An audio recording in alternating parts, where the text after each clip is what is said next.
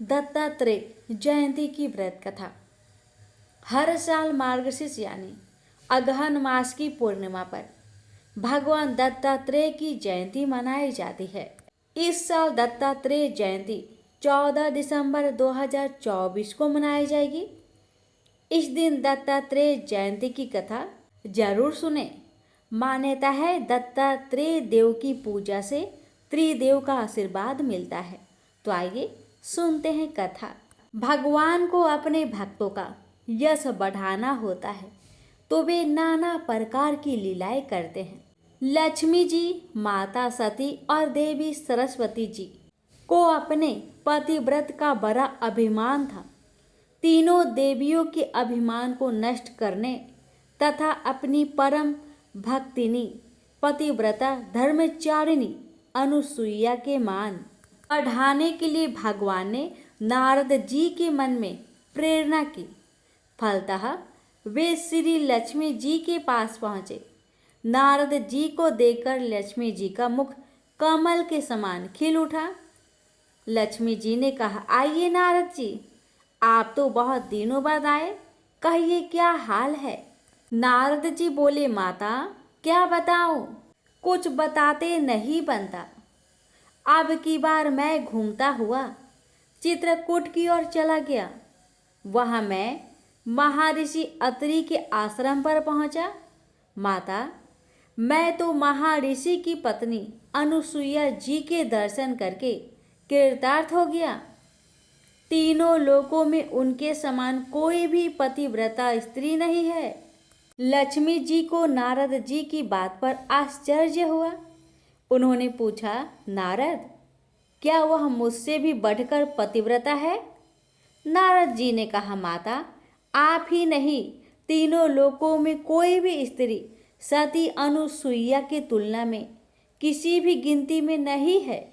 इसी प्रकार देवऋषि नारद ने माता पार्वती एवं माता सरस्वती के पास जाकर उनके मन में भी सती अनुसुईया के प्रति यही भाव जगा दिया।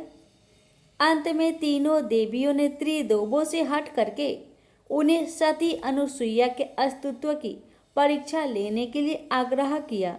ब्रह्मा, विष्णु तथा महेश महर्षि अत्रि के आश्रम पर पहुंचे। तीनों देव मुनि के भेष में थे। उस समय महर्षि अत्रि अपने आश्रम में नहीं थे। अतिथि के रूप में आए हुए त्रिदेवों का सती अनुसुईया ने स्वागत सत्कार करना चाहा, किंतु त्रिदेवों ने उसे अस्वीकार कर दिया। सती अनुसुईया ने उनसे पूछा, मुनियों, मुझसे कौन सा ऐसा अपराध हो गया जो आप लोग मेरे द्वारा की हुई पूजा को ग्रहण नहीं कर रहे हैं? मुनियों ने कहा, देवी, यदि आप बिना वस्त्र के हमारा आतिथ्य करें तो हम आपके यहाँ भिक्षा ग्रहण करेंगे। यह सुनकर सती अनुसुईया सोच में पड़ गई। उन्होंने ध्यान लगाकर देखा तो सारा रहस्य उनकी समझ में आ गई।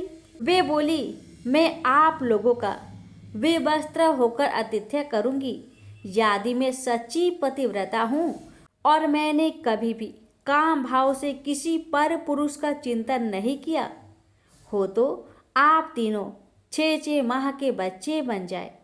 पतिव्रता माता अनुसुईया का इतना कहना था कि त्रिदेव 6-6 माह के बच्चे बन गए। माता अनुसुईया ने विवस्त्र होकर उन्हें अपना स्तनपान कराया और उन्हें पालने में खेलने के लिए डाल दिया। इस प्रकार त्रिदेव माता अनुसुईया के वात्सल्य प्रेम के बंदी बन गए। उधर जब तीनों देवियों ने देखा कि हमारे पति तो आए ही नहीं तो वे चिंतित हो गई। अंततः तीनों देवियां अपने पतियों का पता लगाने के लिए चित्रकूट गई। संयोग से वहीं नारद जी से उनकी भेंट हो गई।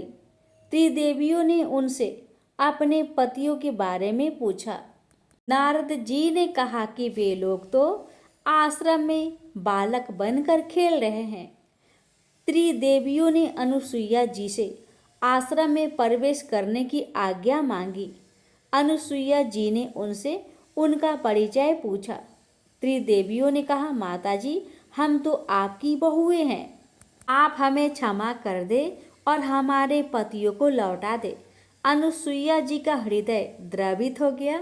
उन्होंने बच्चों पर जल छिड़ककर उन्हें उनका पूर्व रूप प्रदान किया और अंततः उन त्रिदेवों की पूजा स्तुति की।